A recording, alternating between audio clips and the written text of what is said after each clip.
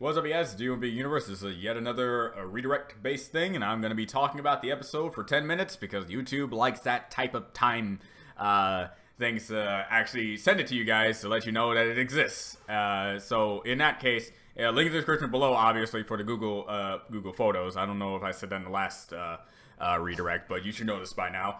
You know, if you've been on my channel for that long. So yeah, if you want to listen to this, put it on in the background as you're studying. If you like my such luxurious voice and likes to talk about Miraculous Ladybug things, then feel free to do that. If not, head off in the link in the description, watch the reaction, go about your day. But I have to do this just to make sure that you guys get the videos, so they gain the traction that they need for a lot of people to flock to it. Because you can tell me in this one, how many people are actually reacting to Miraculous Ladybug, like on the regular? Because as I was reacting to Dan Versus, it was just me and this one other guy that did reaction to the actual series, and I don't really know if other people have reacted to this. And if other people have not reacted to this, tell them to react to it. It's a really good show.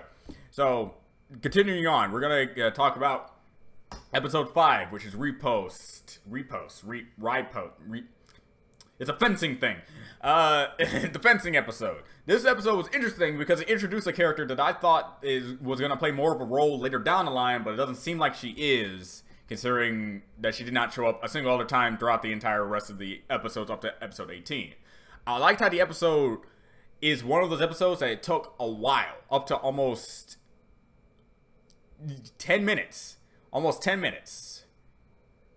Yeah, almost an entire 10 minutes to actually get to the Akumanai's character, while in other episodes it's almost 5, 6, or not nearly almost 10 minutes for the Akumanai's character. So a lot of things were kind of fast-paced once she was Akumanai's, and Ladybug and Kandor had to stop her. Her in general was interesting. I don't remember her name. I don't know why Mei Ling is coming into my head, but I'm pretty sure it's not Mei Ling. The episode in itself had stakes, had very good stakes, and it was one of those episodes showcasing how Adrian acts when he is with Ladybug, because Adrian as Cat likes Ladybug, so we have those two looking at Ladybug. They have the same type of aspect, just like Adrian's a little bit more cool since he needs to not blow his cover into his real identity. And same thing goes for Marinette when it comes to looking at Adrian herself. When Marinette and Ladybug are looking at Adrian, they both feel awkward, and because they like him. So I like so that dynamic is still keeping me watching the series today, because I like that little dramatic irony, and that's what keeps it interesting. Now, in the event that Adrian was not Cat Noir, and he was not, you know, actually a hero, and he was going to be subservient to Ladybug's wishes to stay inside the coffin, he would be dead. He would be dead. And that's pretty shocking, and I will say that. And it's also funny.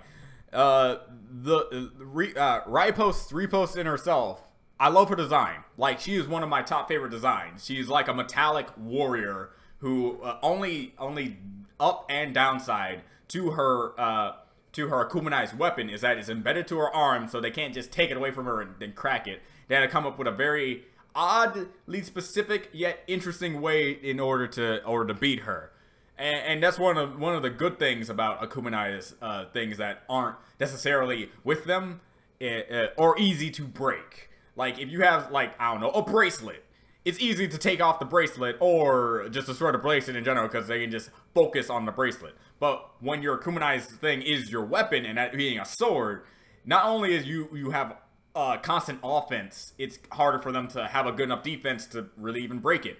And it was kind of awkward seeing that Adrian and Ladybug were going with this thing that, hey, here's the fencing sword, even though she literally showcased in the first time she turns into a Akumanai's person that she can cut a car in half.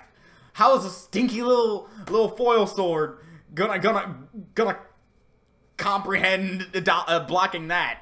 So luckily they didn't really showcase them blocking with that sword, because I would have some minor complaints.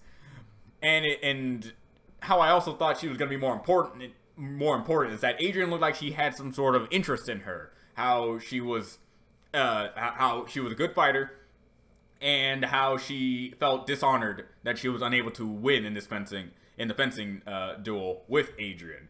And since they bring up a romantic rival with Marinette being Luca, I thought they were going to do the same thing. Well, you know, you would think they would set it up with Adrian first with this girl, and then when Luca shows up, then you see, okay, so it's not a love triangle, it's like a love, I don't know, parallelogram, I guess, or something. In the end, it was good. In the end, design was good. The power output, since you could cut a car in half and it seems to be no effort, I'd say a very good limit, because when it comes to Kuminai's victims, their power levels can range from being highly destructive to mildly inconvenient for the Commonwealth. Like Mr. Bubble Man, he can trap you in bubbles and put you in a stratosphere. Terrifying, yes, and so on and so forth, and that's pretty, but not destructive, but very useful in forms of keeping people trapped and not being able to do anything because it'll be so high up that it'll be a stretch to see if you can survive that type of fall, so on and so forth. And then you have people like the Mime who could make an invisible blade that is strong enough to cut the Eiffel Tower, and then make an invisible shield and strong enough to hold the entire Eiffel Tower. Those are the type of like balances, and then later down in this season, you see a destructive capability. That rivals everything that this series has showcased, to the point where they had to get like a power up to beat this particular person, and I found that interesting. We're gonna talk about that once I get to the episode.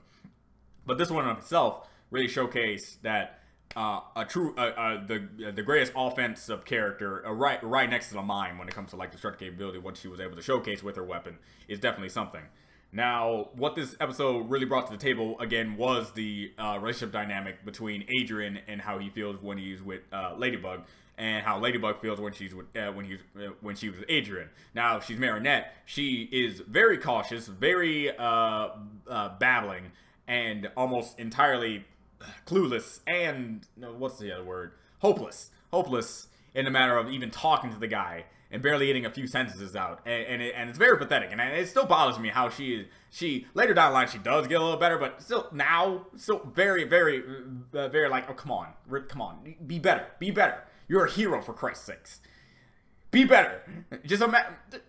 No, I'm not gonna bring up a just imagine moment. I'm just gonna say I'm getting kind of frustrated with her at this point. But hey, I can't really falter too much on that. But when she's Ladybug, she has to be a little bit more confident, brave, because she needs to save this kid's life. Because if she doesn't, then he can die, and you know that would be a huge problem. And this also brings up another thing. I didn't know we'd bring this up now, but let's bring this up here. This is a situation where if it wasn't for Marinette, if it wasn't for her, an Kuminai's victim would not have occurred. Now, in Season 1, they even make fun of it in Season 2, in a particular episode. But in Season 1, most of, if not a good chunk of the reason why a character gets a Kuminai's is because of Chloe. Because, you know, when you have a douche character such as Chloe, of course, you're going to get a lot of characters who are going to get Akumenized thanks to her, you know, being herself. But in this case, we're about to show off more occasions where, even though Marinette has good intentions, she's still a clueless girl, or just, you know, a girl who's just trying to get by. How do I phrase this? She's just playing it by ear.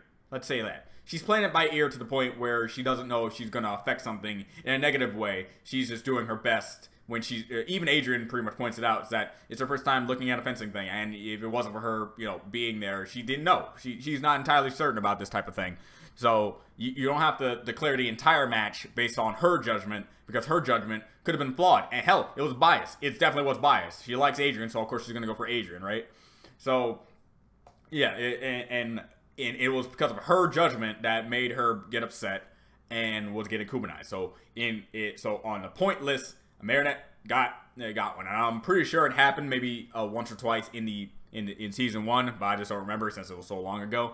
But all I do know is the staple character that really got people's goat was Chloe. So this episode was fine. One of the better episodes. If you watch the reactions from this one, and so on, you see like a sudden rise and then a sudden drop, but then a rise again in the series for me. So good enough. So we reached 10-minute mark. Hopefully you got my general opinions on this episode, and we're gonna get started with the next one. Man, I want to see how people do this. My voice already kind of just gets to me right now, but I think that's just because I'm still kind of recover from the actual reactions themselves. So, but again, talking for just 10 minutes, how do you do this? This is You and Me Universe. I'll see you next time. Bye.